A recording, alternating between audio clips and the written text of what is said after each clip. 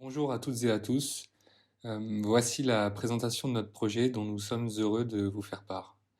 La Résie Gothique est un projet réalisé à l'École nationale supérieure des techniques et industries du bois à Épinal dans le cadre du master architecture, bois et construction en collaboration avec des étudiants en architecture et ingénierie ainsi que des partenaires de l'Association française pour la restauration de la charpente bois de la cathédrale Notre-Dame de Paris, qui vise à apporter une proposition de nouvelle toiture pour la rénovation de Notre-Dame de Paris suite à l'incendie du 15 et 16 avril 2019 qui a, entre autres, réduit en cendres sa charpente médiévale et sa couverture en tuiles de plomb ainsi que sa flèche néo-gothique. Ce projet a été mené et réalisé en équipe depuis septembre 2020 par 5 étudiants: Joseph Carré, ingénieur génie civil de l'Université de Grenoble, Francine Henriques, architecte de l'ENSA Grenoble, Pauline Rivière, architecte de l'UCL Tournai, Benjamin Bresciani, ingénieur de l'ENSTIB Épinal, et moi-même, Paul Cor, architecte de l'ENSA Nancy. Cette présentation s'orientera autour de 3 parties successives. Une première concernant les intentions essentielles qui ont constitué ce projet autour des idées de patrimoine, résie et référence gothique. Une seconde partie décrivant la composition, le dimensionnement ainsi que la mise en œuvre de cette charpente. Et enfin, une dernière partie à propos de la nouvelle couverture pour la cathédrale, en abordant les domaines du paysage parisien, de la production des éléments de toiture ainsi que leur matérialité.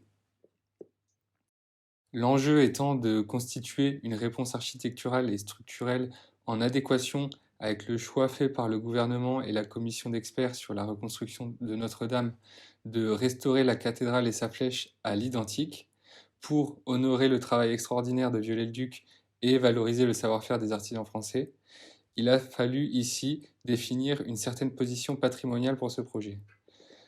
Le parti pris s'articule donc autour de deux intentions complémentaires: une démarche historique de restitution à l'identique de la précieuse flèche du XIXe siècle de Viollet-le-Duc pour reconstituer la silhouette connue de tous de Notre-Dame, ainsi qu'une intervention originale contemporaine avec la création d'une résille en bois pour remplacer la charpente qui soutenait le reste de la toiture de la cathédrale depuis l'époque médiévale, afin de mettre en lumière le savoir-faire français de la construction en bois d'aujourd'hui. Le gouvernement s'étant déclaré pour une alliance de la tradition et de la modernité, une audace respectueuse, cette position a pour intention de faire du drame de l'incendie de Notre-Dame une riche opportunité de reconstituer le patrimoine de la cathédrale, tout en poursuivant d'écrire son histoire. Dans l'intention de faire de cette nouvelle toiture un nouveau trésor à léguer aux générations futures, le projet cherche à libérer totalement l'espace sous toiture pour laisser une possibilité à venir que la toiture de Notre-Dame puisse plus tard être découverte et visitée par le grand public pour raconter cette nouvelle partie de son histoire. De même, pour répondre aux enjeux posés par les dégâts de l'incendie, comme celui de la fragilisation des maçonneries qui supportaient l'ancienne charpente, le projet cherche une forme originale qui optimise aussi son poids en bois et qui se redirige verticalement vers les corbeaux de la cathédrale avec le moins de poussée horizontale possible. Cette structure optimisée qui peut libérer un sous-espace total peut alors être celui de la maille ou de la résille en bois court, rappelant celle conçue par Philibert Delorme au XVIe siècle et mise en œuvre par Vauban au XIXe. Dans son Dictionnaire raisonné de l'architecture française, Viollet-le-Duc estimait d'ailleurs déjà les résilles de Philibert Delorme comme incontestablement supérieures. Plus tard, au début du XXe siècle, un ingénieur allemand appelé Friedrich Zollinger, inspiré par ces structures, a donné son nom à son nouveau système de résille légère en bois court, pouvant recréer de grandes voûtes en ogive en bois massif. Cherchant à faire écho à l'esthétique, l'architecture et l'imaginaire gothique, comme le dessin fin et léger des vitraux de la cathédrale, ces grands arcs en ogive ou encore les formes qu'évoque le filet de pêche de la scène de la pêche miraculeuse, nous avons alors décidé de développer notre projet autour de cette forme de résille de bois massif en voûte d'ogive. Le projet donne donc à voir dans un premier temps sur la croisée du transept une nouvelle flèche conforme à celle réalisée par Viollet-le-Duc, dont nous avons des relevés et une nombreuse iconographie pour la rebâtir au plus près de ce qu'elle fut, du moins en apparence, du 19e à nos jours afin de retrouver la silhouette de la cathédrale telle que le monde entier la connaissait. Dans un second temps, le projet complète la toiture de Notre-Dame en remplaçant l'ancienne charpente médiévale, aujourd'hui disparue, par une résille en chêne massif tout à fait différente. En s'inscrivant dans la silhouette originale des deux pans de l'ancienne toiture, la résille s'élève alors avec deux voiles esquissant l'arc en ogive et liée par une longue poutre treillie servant de clé de voûte. Des arbalétriers chevrons viennent alors reconstituer les deux pans de la toiture en se posant tel un second voile sur l'arc grâce à une série de bracons qui redistribuent les charges de la toiture vers la résille. En dessous, une nouvelle passerelle vient s'accrocher en console sur les murs existants en contrebalançant alors les possibles poussées horizontales sur la maçonnerie de la cathédrale. Le motif organique, léger et fin ainsi créé par la résille que l'on retrouve en plan évoque directement l'esthétique gothique de la cathédrale en rappelant le dessin de certains vitraux ou sculptures. Le plan de la cathédrale est alors partagé en plusieurs modules identiques, séparés par des murs coupe-feu autour de la nouvelle flèche. La nef compte alors deux modules de 20 mètres de long, le chœur un seul et le transept deux de chaque côté. Sur la façade longitudinale, la résille s'étend sur toute la longueur de la cathédrale et semble se fondre dans l'esthétique gothique qu'elle intègre. Le motif organique se paraît à une intrigante ossature qui en ajoute à l'imaginaire d'exosquelettes des arcs-boutants. Au-dessus, la longue poutre treillie, elle, rappelle les anciens ornements de faîtage de la toiture disparue lors de l'incendie. Sur la façade principale et sur la façade orientale, la résille esquisse au centre de celle-ci un grand et nouvel arc en ogive, cette fois-ci en chêne et pas en pierre, qui semble s'inscrire parfaitement dans la composition géométrique de ces façades. Nous avons les différents éléments qui forment notre charpente. Une lisse basse au niveau des courbeaux et une autre en haut des murs goutteaux, la charpente Zollinger en soie, une poutre treillie comme clé de voûte, les arbalétriers chevrons qui reprennent la forme de l'ancienne charpente médiévale et sont reliés à la charpente Zollinger par des bracons. À l'intérieur de l'espace, une double passerelle fixée sur la lisse basse et au niveau des murs goutteaux et des courbeaux par une jambe de force permettent l'accès aux différents espaces de la charpente. Cette charpente se compose en plusieurs éléments qui sont reliés entre eux par différents types d'assemblages qui sont donnés à titre d'exemple et que nous allons vous présenter dès à présent. Le premier concerne les assemblages du motif Zollinger. Nous allons utiliser un système de ferrure métallique avec double lame noyée fixée par des broches autoforeuses SFS pour les éléments qui s'appuieront sur l'élément continu. Les broches travailleront uniquement en cisaillement étant donné que c'est l'effort principal dans cet assemblage. Les lames métalliques permettront aux deux éléments venant s'assembler sur l'élément continu de contrer les efforts de déplacement de la structure. Les bracons seront assemblés en tenons mortaise chevillés dans les arbalétriers et dans le motif Zollinger, comme sur une charpente traditionnelle avec l'arbalétrier et la contrefiche. Nous évitons ainsi les assemblages métalliques apparents qui pourraient avoir un impact sur la tenue au feu. Ils seront chevillés de part et d'autre dans le cas où la toiture serait en dépression et la couverture essayerait de se soulever, faisant travailler les bracons en traction. Au sujet du faîtage, les arbalétriers qui se rejoignent à ce niveau sont assemblés par un étrier métallique à queue d'aronde qui sera donc caché. Les arbalétriers subiront un embrèvement au niveau de la partie supérieure de la poutre treillie pour s'y insérer. Les deux éléments longitudinaux et verticaux de la poutre treillie sont assemblés par tenons mortaise chevillés. Les croix de Saint-André sont assemblées entre elles par mi-bois et également par tenons mortaise chevillés au niveau des éléments inférieurs et supérieurs de la poutre treillie. Le motif Zollinger sera assemblé par embrèvement sur la partie inférieure de la poutre treillie, qui à cet endroit peut être considérée comme une clé de voûte. À propos des appuis de la charpente sur la maçonnerie existante, un embrèvement permet d'assembler le pied d'arbalétrier avec la lisse basse. Un second embrèvement permet l'assemblage du motif Zollinger et de la lisse sur corbeau.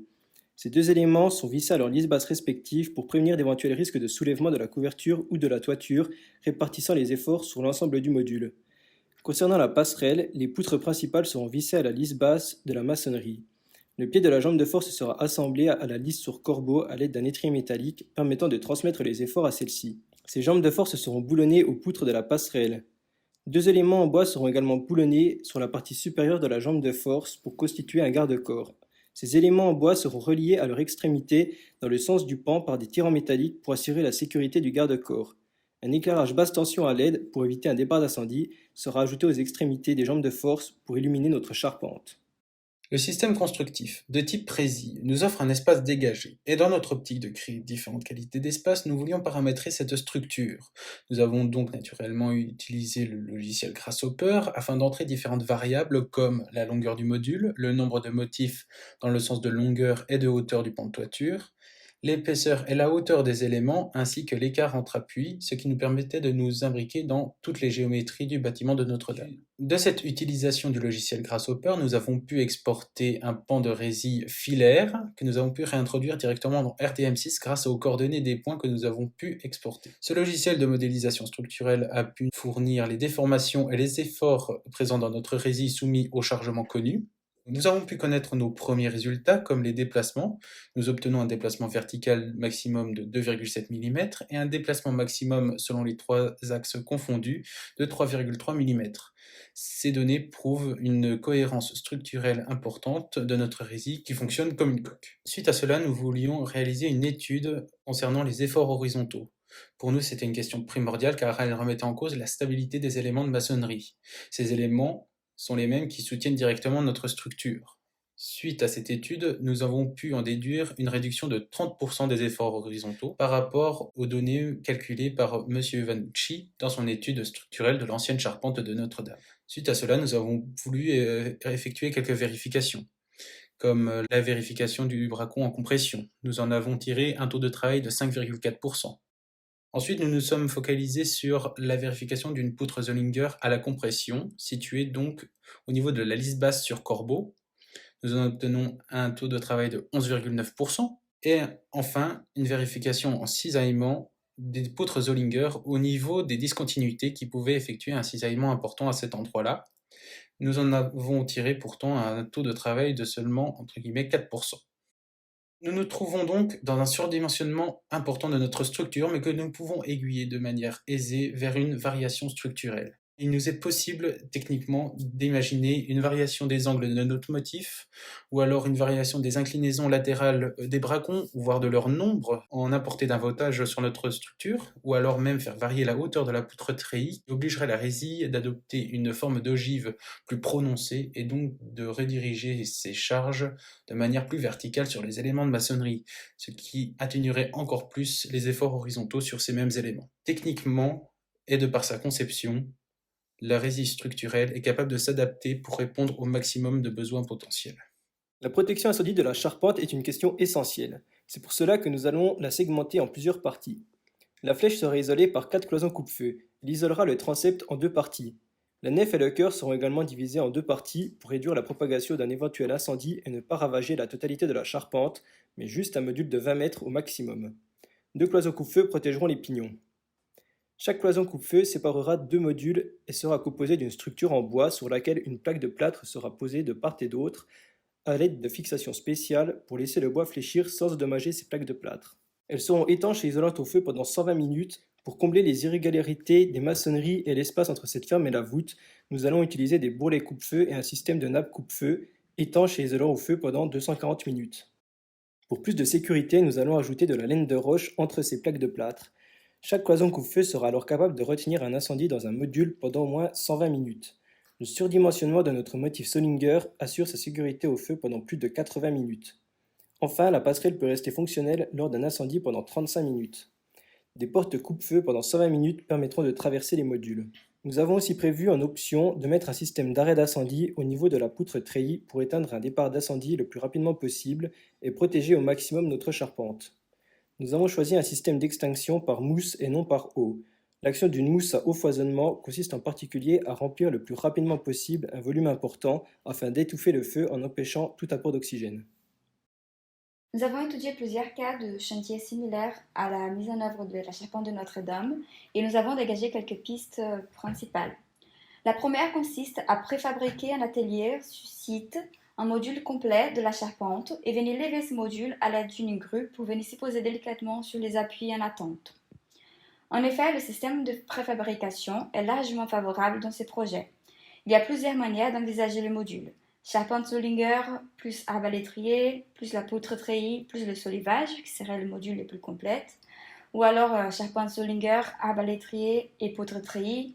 Et nous pouvons même varier la longueur du module. Pour l'instant, nous avons calculé pour un module d'à peu près 20 mètres de long, fabriqué sur place, un poids d'approximativement 30 tonnes. Donc ça serait possible de surélever avec une grue adaptée pour l'envergure du chantier. La passerelle et la toiture en tuiles d'ardoise pourront ensuite être mises en œuvre une fois la charpente établie. Cette solution a pour avantage de faciliter l'assemblage sur place, permettant la réalisation de la charpente, mais les opérations de levage sont extrêmement délicates. La seconde hypothèse serait de monter les éléments de la charpente directement sur la maçonnerie, sur une structure auxiliaire et temporaire, et petit à petit ériger la charpente de la couverture. Cette solution a pour avantage de faciliter les opérations de levage de bois, mais nécessite une précision d'assemblage sur site extrême. Concernant la couverture de la nouvelle charpente de Notre-Dame, nous avons envisagé d'employer la tuile d'ardoise si le plan est laissé de côté. C'est un matériau qui s'inscrit particulièrement bien dans le paysage urbain parisien, intramuros plus particulièrement concernant le patrimoine religieux. En règle générale, l'ardoise fait partie du savoir-faire français. Sa colorimétrie s'apparente très largement au gris plomb, donc c'est ce qui nous avantage particulièrement.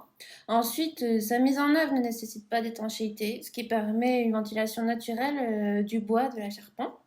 Et puis enfin, c'est un matériau géosourcé qui a une très grande durabilité, ce qui permettra à l'avenir le réemploi. Donc, dans sa mise en œuvre, nous avons repris à titre comparatif les caractéristiques d'une feuille de plomb existante de la couverture. Donc, si on regarde bien, une feuille de plomb fait environ 3 mètres fois 1 mètre de large, avec un recouvrement de 1,50 m à un poids d'environ 180 kg. Nous avons donc décidé d'employer des tuiles d'ardoise de 60 x 25 cm de large, avec un recouvrement de 30 cm, pour un poids de 2,2 kg chacune. Donc, pour reprendre les dimensions d'une feuille de plomb, il nous faudra environ 80 ardoises. L'ensemble de la couverture actuelle fait 210 tonnes. Donc, en fait, avec les tuiles d'ardoise, on va s'approcher de ce poids et environner les 205 tonnes. Au niveau de la mise en œuvre, nous avons opté pour une mise en œuvre traditionnelle à bureau développé. Donc, les tuiles d'ardoise seront clouées à l'aide d'un clou en inox et sur un solivage en sapin. Ce solivage en sapin repose en lui-même sur les arbalétriers de la nouvelle charpente. Donc, concernant les différentes jonctions entre les divers éléments composant la toiture, nous les traiterons à l'aide de méthodes traditionnelles de couverture. Par exemple, au faîtage, pour assurer la continuité de l'étanchéité, nous utiliserons un bandeau métallique. Aux divers nous, notamment en flèche toiture, on utilisera une feuille métallique posée directement sur le solivage. Les profils seront en fonction de la pente et permettront une jonction optimale entre les diverses matérialités des ornements et notamment entre le plan de la flèche et la toiture en tuile d'ardoise. La charpente médiévale qui soutenait la toiture de la cathédrale depuis son édification, constituée de grandes fermes en chêne massif, est presque toujours restée cachée aux yeux du grand public, et c'est lors des travaux de recherche et de restauration qu'on en a pu découvrir la richesse constructive de cette charpente qui reflétait le savoir-faire d'une époque lointaine. Au lieu de vouloir reconstituer cette charpente à l'identique, c'est cette idée de boîte de Pandore que le projet veut retrouver en traçant alors une nouvelle page de l'histoire de la cathédrale avec une nouvelle charpente contemporaine digne du savoir-faire constructif en bois d'aujourd'hui pour que plus tard encore de nouvelles générations puissent redécouvrir ce nouvel épisode de la vie de la cathédrale. Cette intervention contemporaine se fait alors dans le respect de la restitution de la volumétrie extérieure de la cathédrale et fait écho en même temps à l'audacité dont faisait preuve l'architecture gothique pour s'élever en toute légèreté. Pour conclure, merci à toutes les personnes qui ont contribué à nous donner l'occasion de travailler sur ce sujet passionnant qu'est celui de la cathédrale de Notre-Dame de Paris. Merci pour votre attention.